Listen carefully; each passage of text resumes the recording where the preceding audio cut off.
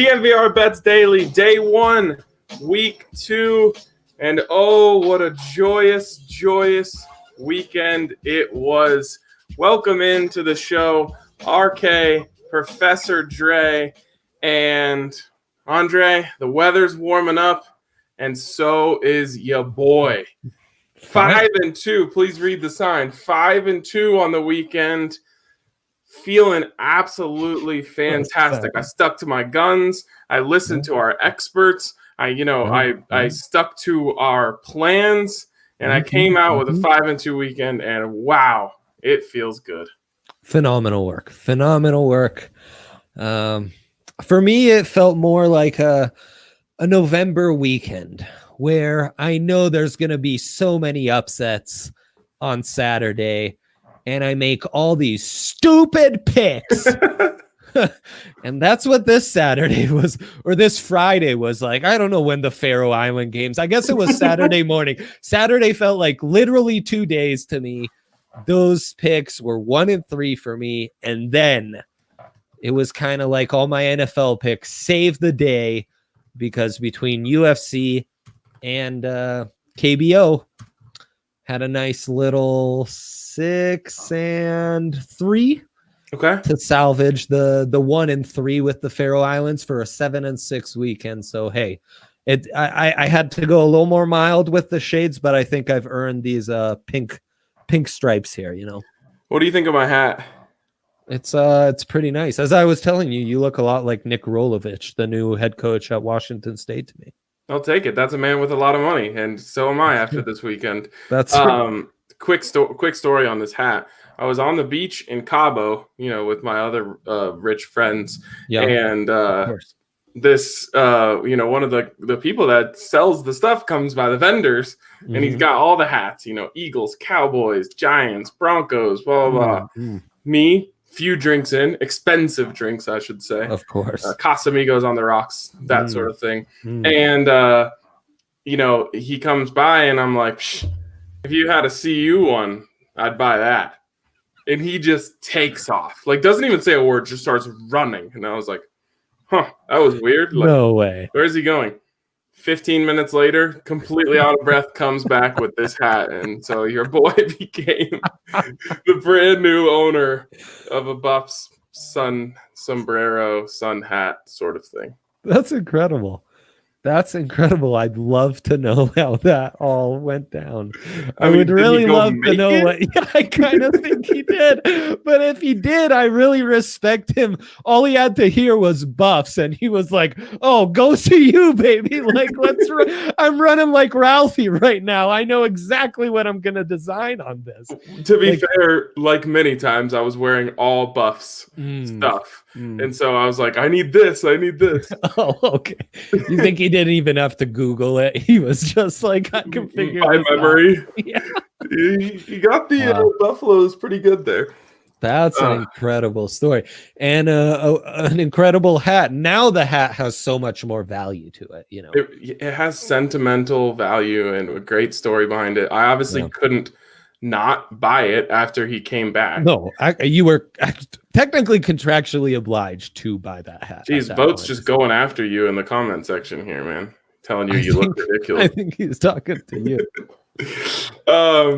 Okay, so anyways, quickly, let's go over the weekend. And we start in the KBO where we stuck with the KB over, as we are now calling it. Delayed KB over, but it came. I took 3 overs in the KBO. 2 of them hit. Shout out to the LG Twins, my LG Twins, and the Dinos, who did help, although the Twins hit it on their own volition. And then it was KT Wiz and Doosan Bears. They also covered. Nicely done. No thank you at all to, who was it? Lotte Giants and SK Wyverns.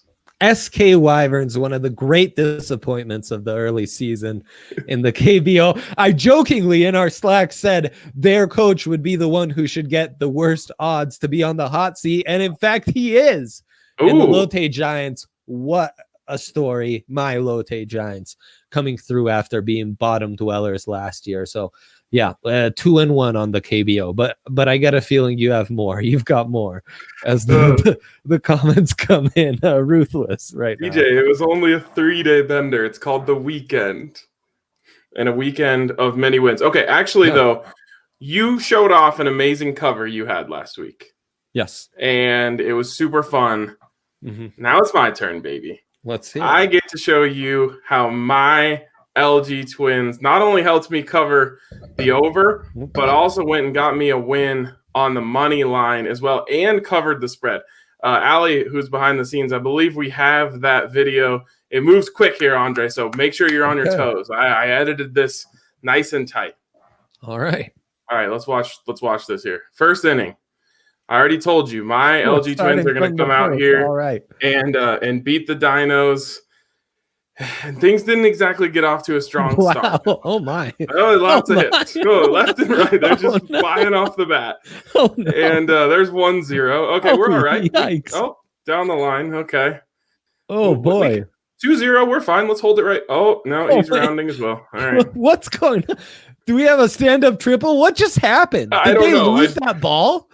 Ball's still flying around. Oh my God. It's 3-0. What is okay. going on? Oh my God. Oh, it's 4-0. All right, we're fine, boys. Holy cow. Oh, we got him. Oh, no. Oh my God. Error. These fifth pitchers in the KBO are amazing. Oh my God. All right, well, here comes the MVP from last season. Surely we'll get him out. Oh boy. No, that's not happening. Okay, so we are down 6-0 in the first. Not a lot happens between now and the eighth inning. Let's go to the eighth inning here, and it'll come. Oh, he's looking at the ball like, what's wrong with this? All right, here's the eighth inning. 5.40 ERA. Here we go. And here's my guy, Roberto Ramos. Whap.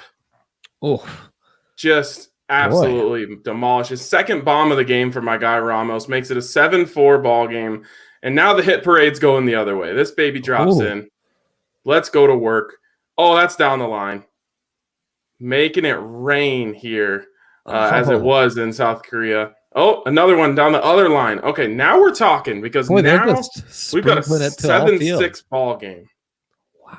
Beautiful. 7-6 ball game. So this next dude worked a hell of an at-bat here. We're having some technical issues. There it is. Digs it out for the sac fly. Oh, now that's how you do a sac fly. Wow. And then here we go. There it is to take the lead all the way back from 7-3 to start the inning. And the boys are going crazy. And then just for good measure, Oppo whap. Wow. Okay. And that's all they'd need, Andre. That's beautiful. Look at the boys. That's beautiful. I couldn't believe the Dinos early on. My God, that was ruthless. The Twins record an out in that stretch where the Dinos just ran off 6 straight. I honestly don't think so. Don't think so. Okay, that'd be a great live line where you're still convinced your Twins will pull through, and now you're getting them at plus 300 or something. Oh my God, we would have had them at way more than plus 300, down 6-0 in the first. Andre, did you know that MLB teams who go up 6-0 in the first inning are 113-1 in their last 114 attempts? No way. Yes. That's wild. Oh my God. So I know love the KBO. I absolutely love it. So I vote. I know you're a Dinos guy. You're watching. I know we got lots of Dinos guys. Take that L. Actually, you know what? Why don't I just play it? Take that L on the way out. There you go. Absolute amazing comeback from my Twins. And then, of course, we had multiple other wins. But the real action of the weekend was in UFC. And I said this on Twitter, Andre, but I got to tell the good people here. I've never been a UFC guy. I jumped on the Blades bandwagon when, of course, we partnered up in here. And when I'm losing my train of thought here. When we brought on Blades, I started liking UFC. And this weekend was the first time I've ever watched a full card. And I said, I'm going to sit down at 7:30, watch the last prelim fight, and then I'm going to watch the entire main card. And I am absolutely hooked That was riveting. It was enthralling. It was excruciating at times. It was the highest of highs. It was the lowest of lows. I mean, I took our guy Rosenstrike because it was the best thing for Blades. Oh, man. And he lasted all of 8 seconds. 20, I believe. Yeah, okay, whatever. Yeah, thanks for making me feel a little bit better about that one. That was scary. The under 1.5 was maybe the best bet of the night on that one. Bro, I can't believe how fat. I mean, he was in and he was out. Yeah. No, ESPN even did a thing after where they interviewed other people in the different divisions about the different fights, and they interviewed Blades about that fight. And Blades said he was like kind of disappointed Rosenstrike wasn't more on the defensive. He he kicked Ngannou twice and thought he was good, and Ngannou just bull rushed him, swung wild, finally hit on the 6th, and it was lights out. How is that fair? Like, first of all, Rosenstrike has to change his name to Rosenstruck because he got absolutely knocked. Yeah. But like, it doesn't seem fair that Ngannou is so powerful that he can just throw haymakers and all he has to do is land one and you're done. Oh, I know. But it was insane. Yeah. Forget that. We had quickly, Allie, can you pull up Blades picks from last week? Okay, so the first one was Pettis and Cerrone. Now, this one was the most questionable of our wins, but we got the win either way. Pettis ends up winning by decision. Yeah. I definitely wouldn't have complained if Cerrone had won that fight on decision as well. Agreed. But it was a good harbinger of things to come for us. The next one we had on the card there was Yorgan de Castro, and this would have been a big winner for us. And Andre, we had it. This man was chopping down Greg Hardy from the front. I've never seen a dude's leg start to look like that. And he goes for another one to hit the leg and ends up a little bit short. And I don't know if you've seen the official diagnosis yet, but it was all but certain that he broke his foot on that attack. Yes. And that was like 1.5 rounds in. And he still fought the full 3 rounds, dodged a little. Greg Hardy barely did enough to win that. But yeah, what a bummer. It should have been a clean sweep here. But unfortunately, that's what happens. You know, sometimes the kick goes wrong and dude breaks his foot. Crazy. Next one, Henry Cejudo. And that one was, and you can take down the graphic. That one was probably my favorite fight of all because this Cejudo guy, dude, I knew he was small. I didn't know until they brought the specs up on the screen. 5'4", 5'3". I think he's 5'4", 130. Yeah, 130. He fights at 135. He used to fight at 120 fight in the flyweight. He's just insane. But of course, he moves like, nothing. He's like Gollum moving around there. He's insane. I said he was like the Tasmanian devil. Yes, that much better comparison. But here, Ryan, you made the bet of the evening, I think. And you didn't even tell me until it went through. And I had my eye on going to this, not going to a decision. It was like almost plus 560, something like that, right? It was up there. I don't think it was quite that high. It was up though, and these are defensive guys. And I asked Blades about it, and he was like, "No, this is going to this." So I backed off.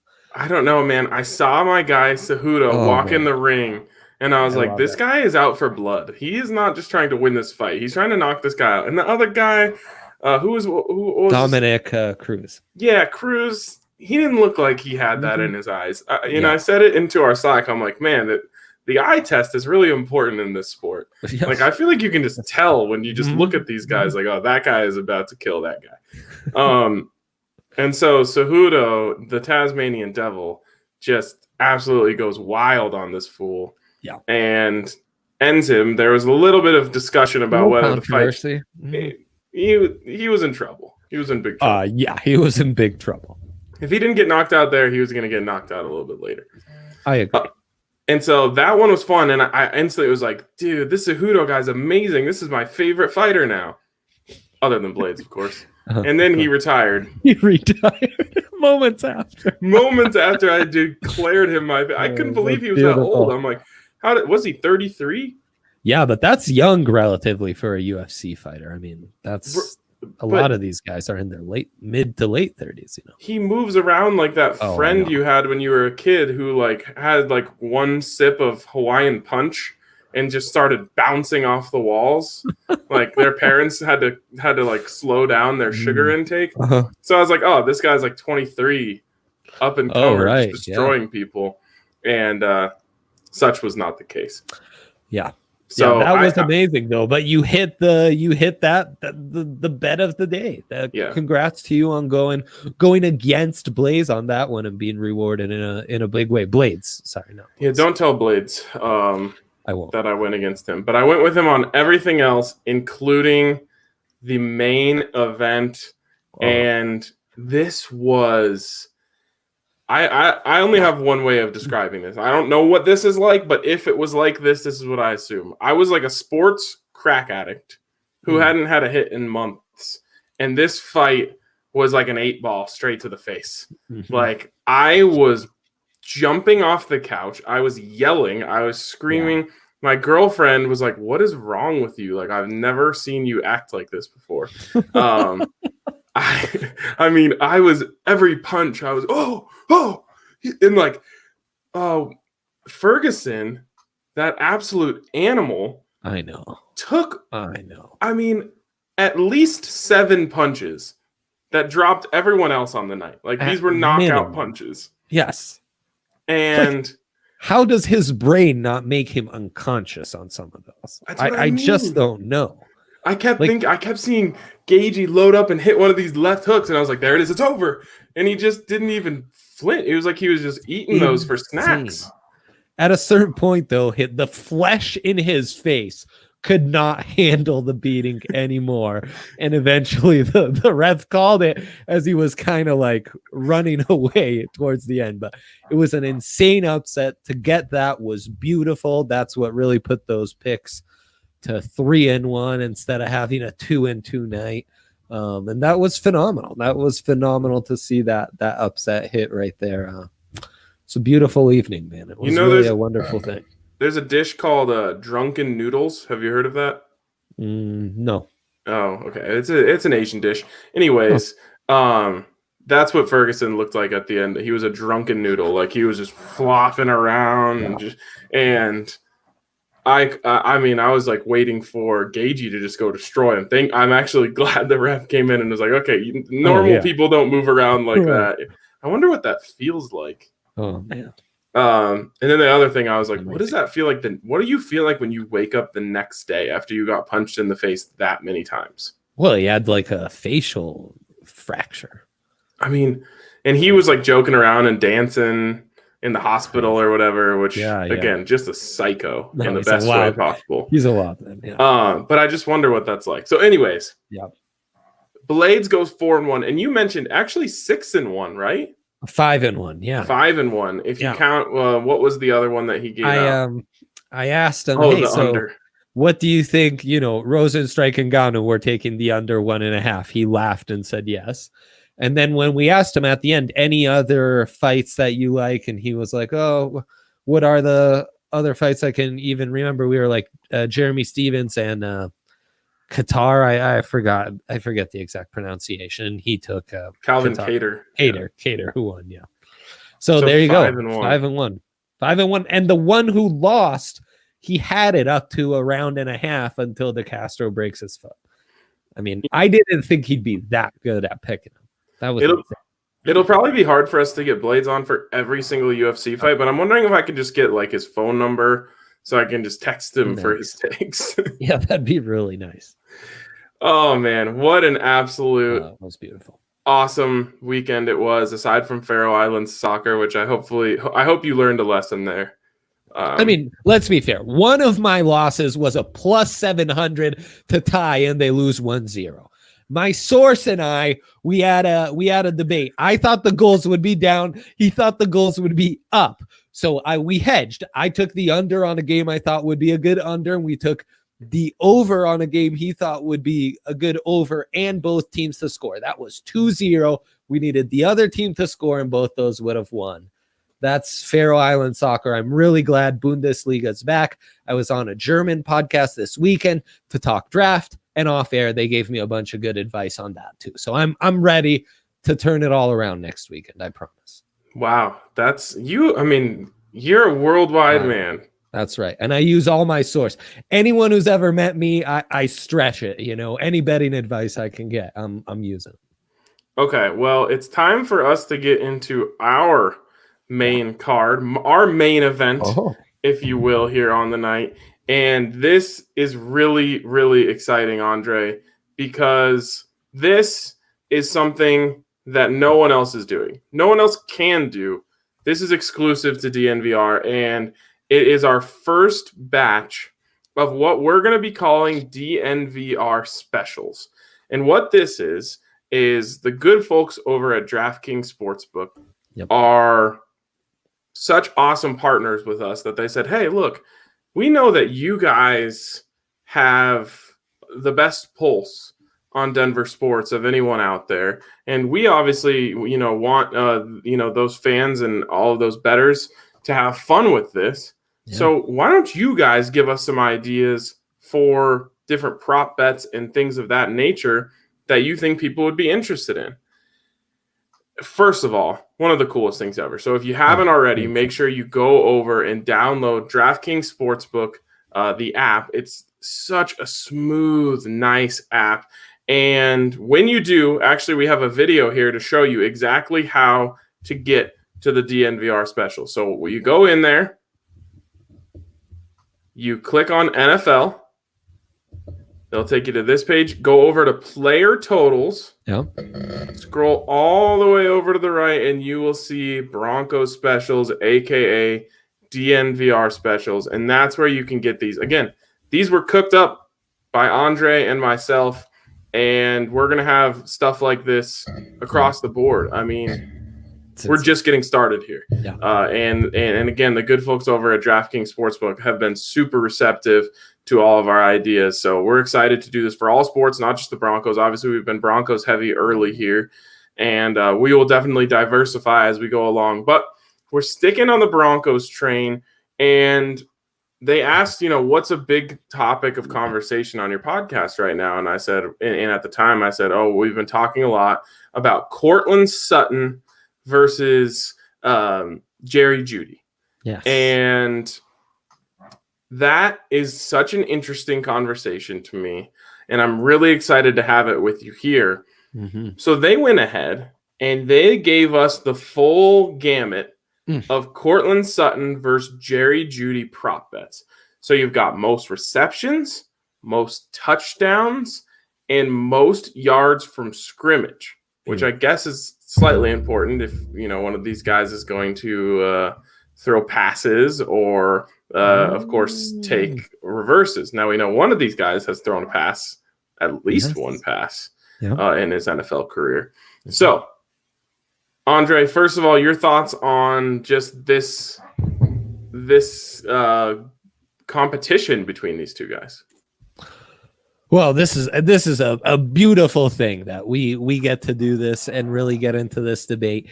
And even more interesting, and this is where I'm like a child in a candy store, is that then DraftKings, of course, handicaps this and gives us odds for all this stuff. So we really get to see, what we think might be more of a toss-up or leaning towards Sutton, what the people in the biz at the sports book see it as. And that's where I'd start. I think the juiciest of all here is most receptions. Okay, tell me. Well, I think that for one, Courtland Sutton's really the big play guy. He's the big play guy outside. He's going to go get those contested balls. And where he's really going to make a difference is on those 2-3 big chunk yardage plays he's going to be able to kind of pull out of a hat. And so, yeah, he might have a 90-yard game and a touchdown, but that might have come on 5 receptions. While Jeudy, I really think is going to be that guy who's able to work in the slot, outside, more of that short to intermediate route runner who's going to be able to open up space kind of underneath on those crossers, and all that kind of stuff that you see in more spread out formations in this Pat Shurmur offense. And that's where I think, we could really be onto something for an upset with, let me see here, Jeudy at plus 163. I like that. Courtland Sutton minus 200 to have the most receptions next year. Yeah, this is a fun conversation because there's a lot of different ways you can go with it. And so far with our props, we've been, very convinced and on the same page with what we like here. I think we might go a different way here. Now, I think there's a few things going in Courtland Sutton's favor. Obviously, he's already established himself in the NFL, and he's going into his third season as a pro, which is a very big advantage. But here's something that I don't necessarily think is that big of an advantage, and that's his pre-existing relationship with Drew Lock. The reason I say that, Andre, is because it didn't exactly feel like they just hit it off. They weren't just gangbusters from the start, except for from the very, very start, in which, of course, Drew Lock threw 2 touchdowns to Courtland Sutton in the first quarter of his first game. Mm-hmm. How many touchdowns did he throw him after that? 0. No more touchdowns after the first quarter of the first game between these two guys. And that, to me, is interesting. Here's the other thing. I've got no more. Okay. But, you're the numbers guy. I will double check that. But I'm sorry to interrupt. No. So you combine that with the fact that while he had a decent game, he had a really good game against the Chargers in that first game. Mm-hmm. And then he racked up some catches and yards in the Kansas City game when they were just kind of, doing whatever they could to get a few yards here and there in the muck out there at Arrowhead. But other than that, no 100-yard games, not even an 80-yard game between Drew Lock and Courtland Sutton. Now, that's not to say that I think, Courtland Sutton and Drew Lock aren't a good combo, because that's not true at all. It's just that I don't think there's this huge start, this huge running start for Courtland Sutton ahead of Jerry Jeudy. I think that Drew Lock has yet to develop a quote-unquote favorite target, a guy where he has really great chemistry with. And I think Jerry Jeudy has the opportunity to come in and do that right away. Now, everyone who's ever listened to a DNVR Broncos podcast or who watched DNVR Draft Day live knows my feelings on Jerry Jeudy. I think that he walks into the NFL as a top 10 route runner in the league, and I think that he is not going to have one of those rookie, not walls, but those rookie holdups that some wide receivers have. I think there's a whole tier in between Jerry Jeudy and a lot of the rookie receivers you see that come in and struggle. The reason they come in and struggle is because they aren't great route runners. 100%. They've been so athletic and so fast and so dominant their whole career that they never learned how to run routes properly. A perfect example of a guy like that is Courtland Sutton. Yes. He came in as we talked him up his rookie training camp because the dude could not lose a jump ball. And that's the case to this day. He's not going to lose a jump ball. What we didn't realize is that it was going to be tougher for him to get open on a consistent basis. And then, towards the end of the season, when he became the number 1 wide receiver, he had a very tough time separating. Yep. So all of that is to say, I don't think that Jerry Jeudy's like that. He's an elite route runner already. And so I don't think there's going to be this massive rookie hurdle for him. I think he's going to find himself open a lot all the time. Yeah. And so you started there with receptions. Again, Courtland Sutton receptions last season, 72. So not like you're going up against a huge number before here. That's correct. I'm with Jeudy on this first one. On receptions. And this might become a pattern. That's the closer one for me. First off, I apologize profusely for interrupting you because you had that correctly on the Thank you. 2 touchdowns, and there's nothing worse than interrupting someone when you're incorrect. So I apologize profusely. I'm the numbers guy now. Truly, yeah, fine by me. And the thing, though, that stands out to me about Locke, incorrect touchdown number aside, with Sutton, is that, and so there's a few factors. One is how Sutton performed without Sanders, where he became, he saw 24% of the targets in the passing game. That's a large chunk. Very obviously large. A quarter. But that's about what he was seeing prior. So Sanders not being there didn't matter as much on the targets he saw. Actually, with Drew Lock, he saw just slightly fewer targets.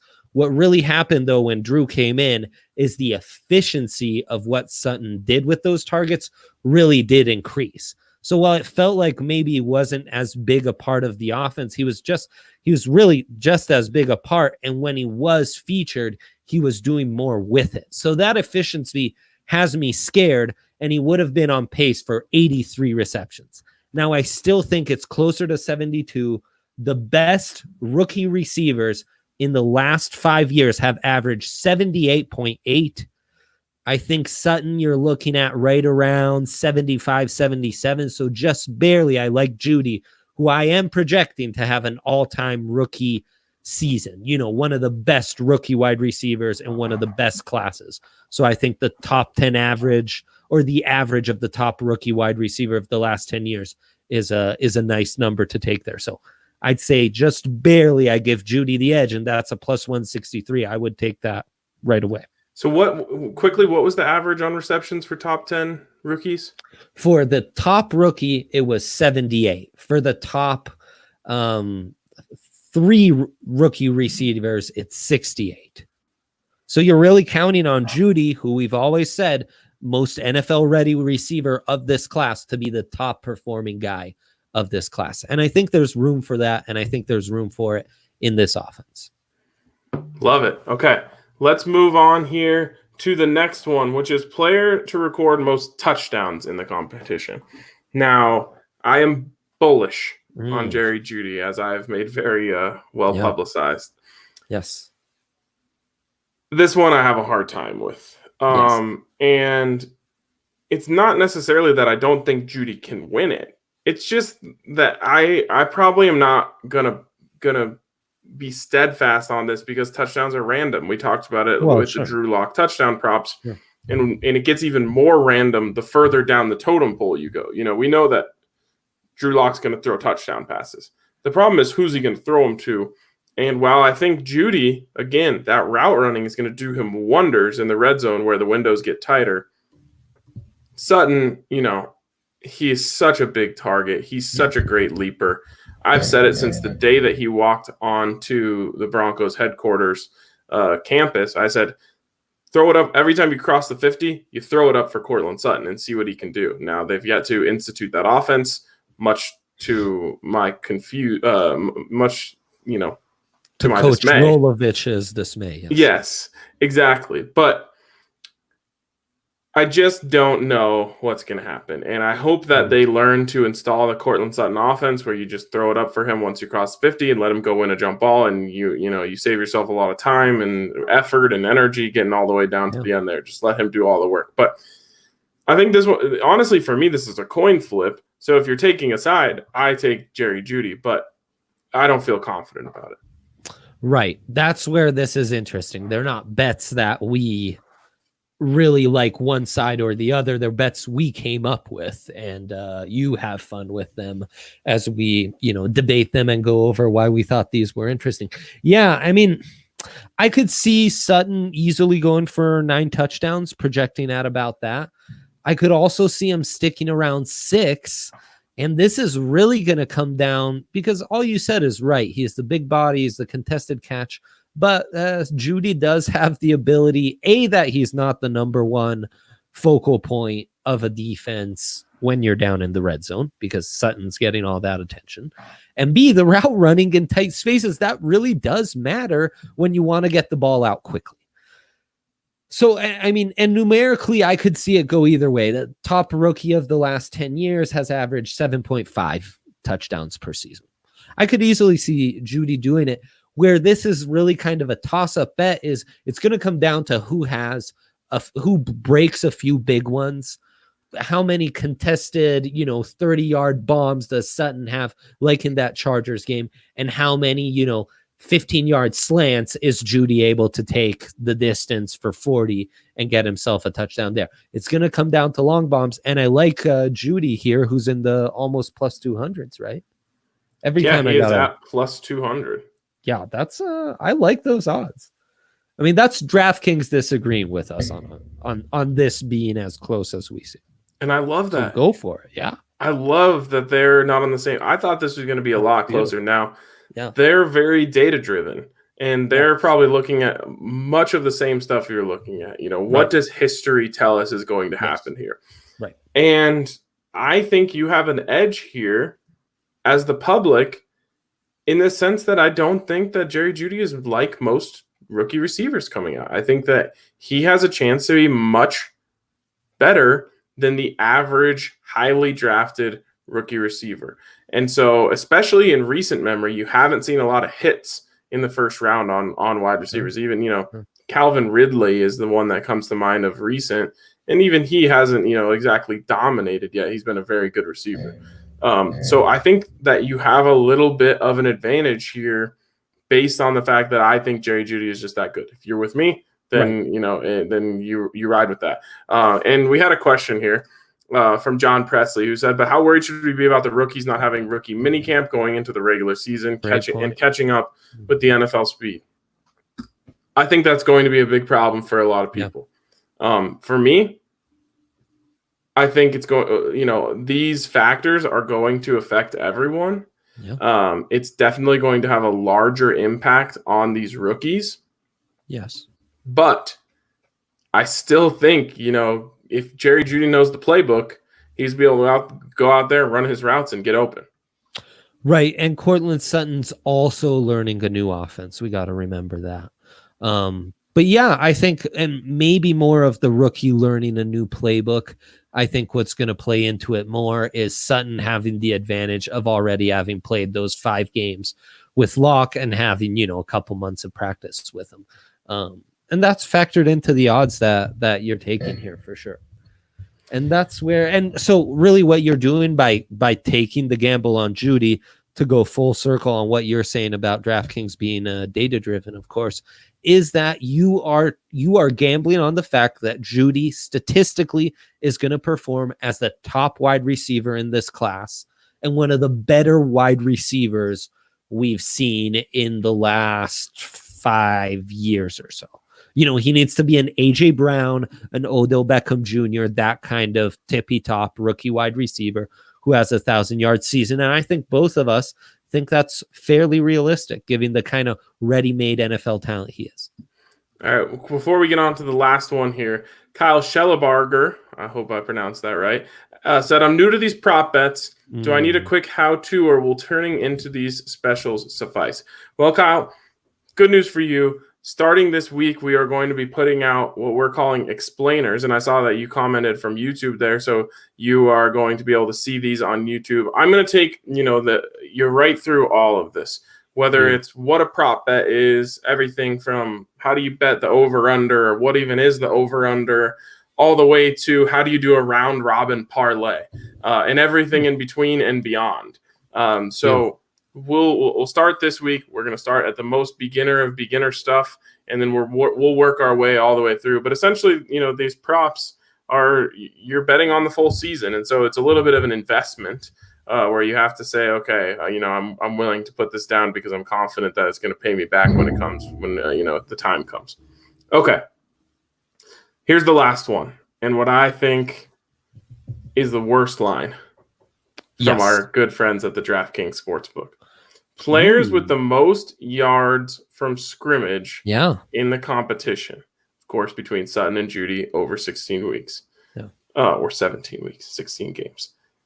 Sutton, minus 278. Jeudy, plus 220. That's some Rosenstrike odds right there. Whoa. Why is this one so much higher than these other ones? Okay, now based on my data, the best rookie wide receivers over the 5 to 10 years, you're looking at anywhere between 9, 130 yards and 1,000 yards. I think Odell Beckham really the only one to exceed 1,100 yards in this decade. Courtland Sutton, on pace with Drew Lock on the field, was ready to average 12,000 yards. Or 1,200 yards. That was stupid. Without Lock, still at 1,030 yards. So, even not playing his best, and with sharing touches with Courtland Sutton, you're looking at Sutton being right around where I'd expect Jeudy to be on a historical statistic basis. So yeah, that's the tougher one. But boy, when you get those odds, I mean, all you need is Sutton to miss like 2 games. Not that I would root for that. Touch wood. Well, I'm just saying, at those odds, I'll take those odds. That could happen. Yes. I don't want to think about that. I want Jeudy to win this fair and square. And here's the one thing I take issue with you talking about the Sutton's numbers with Locke. Yeah. Who the hell else was out there? Yeah. No, I mean, it's fair. I mean, Deshaun Hamilton and Tim Patrick weren't exactly stealing yards they were from Courtland Sutton. I mean, he was running an unopposed campaign out there on the field. So I think it's going to be a lot closer. I don't think he's going to quite be on pace for 12,000 yards like you mentioned. that would be noticeable. Yeah, that'd be noteworthy. So again, I'm leaning towards the value here because again, I think these are very close, and DraftKings Sportsbook tells you they aren't close. So true. Why not? Right. Yeah, like I said, I realize what is leading them to these decisions, and I think their process is flawed. I think it's missing out on how good Jerry Jeudy is. I'll mention this 100 times, but Jerry Jeudy has guys like Odell Beckham Jr., Stephon Diggs, some of the best route runners in the game. They're reaching out to him asking for tips on route running when he's in college. Right. Before he's played an NFL down. This is a guy who, Mohamed Sanu said, all right, he might just be one of the best to ever do it after he watched him run routes. So this guy is different, in my opinion. And I just think he's going to come and blow people away from the first game. I think, he could jump on the scene on Monday Night Football against the Chargers, and all of a sudden Drew Lock and Jerry Jeudy are on the cover of Sports Illustrated type of thing. Let's do it, baby. So I'm bullish on Jeudy. I like the value on all 3 of these. The one, if I'm taking 2, I'm staying away from the touchdowns. Too much of a coin flip for me. I kind of like it. But, you are getting decent odds there. So go for it. Go for all 3 if you want. Right. It's fun. These are fun. I'm really excited about these new DNVR specials with DraftKings Sportsbook because we can, these are just conversation starters, and we actually get to find out who wins the conversation. I know. We just have to wait a little while. It's just amazing. I mean, it's incredible to have this. It's like when I would play Madden franchise, and I would draft, see who the good players were, and then go back to the saved franchise and cheat and just draft those guys. Having DraftKings to do this with for me it almost feels like that, because then it's like, oh, this is what they think. So, I mean, it gives us an inside track that I don't even know if we should have, because it gets a little dangerous, It feels a little weird, I got to be honest. But so you went Jeudy on all 3? No. I do like Jeudy at those odds for touchdowns. I do like Jeudy for receptions, though that's, the more even odds. Yards, I do lean Sutton, though. Boy, those odds have me intrigued. Really, I don't know if I can do this exactly on the app. I imagine it's a possibility. I might parlay Jeudy on all 3. Unfortunately, you can't. Okay. You can't parlay props.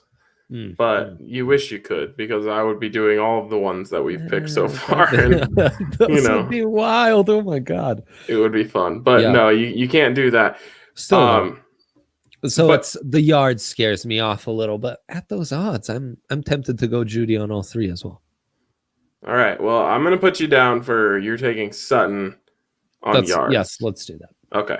All right. So I've got all 3 Jeudy. You got 2 Jeudy, 1 Sutton. And a lot of this is value, but at least for you, I think it was more about value. For me, I legitimately think that Jerry Judy's that good. And it's no knock on Courtland Sutton. This is why I think the Broncos have a chance to be a damn good offense. Right. Because I think Jerry Jeudy is legitimately a wide receiver 1 already. You know, like he's going to walk in and be a wide receiver 1 material.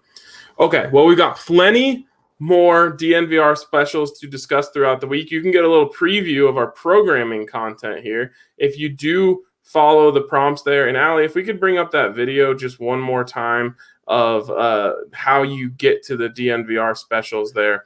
I'm sure she's going to pull that up. You can see kind of what we're going to be talking about.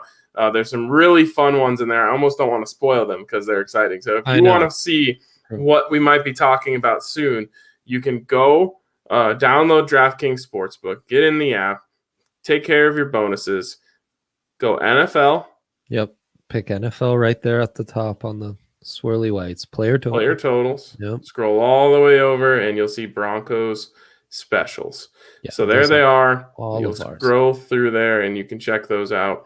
And again, we're going to be talking about these all week. So yeah, beautiful. Thank you guys for tuning in to this edition of the DNVR Bets Daily. And we've mentioned this last couple of podcasts. I'm going to keep mentioning this. While it's really fun to get out here and bet, and if you go 5-2 on the weekend and come out looking great, then that's even more fun. But if it's become a problem for you, make sure you call the hotline. It's 1-800-522-4700. If gambling has become a problem for you and you need some help there, call 1-800-522-4700. But for now, it's going to wrap it up for us today. So thank you all for tuning in. And we'll be – oh, wait. Is this a false alarm? I think it's a false alarm. Calling false alarm. We have I hope you didn't bail because we have to make our KBO picks. We got carried away. It's such a good conversation starter here. Man. Oh man, I just want to see if people are staying with us. So there's the records. Well, Andre has been a lot more judicious, just serving out bets. I've been a little more conservative. We're both 3 games over 500. So look at that. That is a beaut.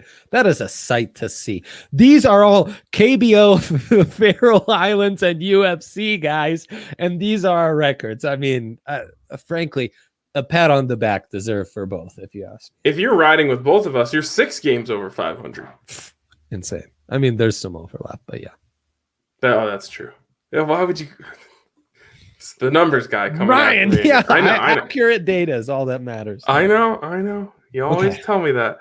Okay, I've got my picks for tonight. I'm just going 2 KBO picks. Okay. Remember, I've been talking about this for almost a week now. Yeah, I'm so ready. I'm with you. I was waiting for my guy Cha Woo Chan. Yes, it's his time to get back on the mound. Last time he went out there, 6 innings, 1 earned run, and it was a solo shot. And this man has a nasty, nasty curveball. Mm-hmm. So here's what I'm doing. I'm taking SK Wyverns team total under 4.5. Okay. Oh, okay. And I love that. My Twins just warmed up. They just got hot the other day. They broke out the bats, 7-run 8th inning, and their team total is set at 3.5. I know they're going up against the ace over there for the Wyverns, but I'm taking the total. I'm taking the over on them, the under on SK Wyverns, and obviously if you want to put those two together and just take the money line on the Twins, you can, but I'm just taking those two. Actually, no, I'll throw it in there. We're going 3. I was gonna say, I mean, that's a minus 108. So yeah, nice, it's good value. Okay, yeah. So 3 picks tonight: under 4.5 for SK Wyverns, over 3.5, criminally low, for the Twins, and then just take the Twins money line straight up. Boy, I hope it's not a pitching duel and it's like a 2-1, Ryan. It happens. I am so ready. We're known for the KB overs. That's basically a family motto at this point. Well, the overs that we won on the weekend, the fifth starters are gone. Now it's aces across the board. So I'm taking the under on Twins Wyverns. That's 8.5.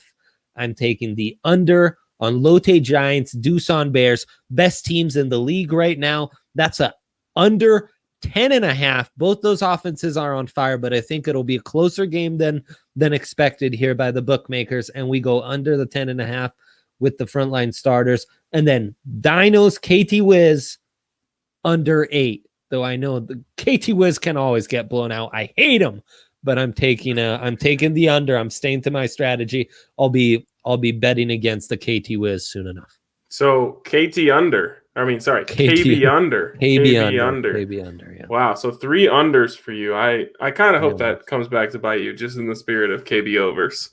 But I think you're on to a little something. Yeah, my strategy is correct. Yeah. And I mean, when Cha Wu Chan's on the mound, you definitely take the under in that game. I'm just getting a little more specialized with the under that I'm taking. Right. So there you go. Go Twins. And apparently, if you're on Andre's side, go unders. Go unders. All right. The false alarm, this one's real. We're actually going to check out for the night. Shout out to DraftKings Sportsbook for being the presenting sponsor of this show. And shout out to the UFC for making us money this weekend. And shout out to Curtis Blades as well. All right. Have a great night, y'all.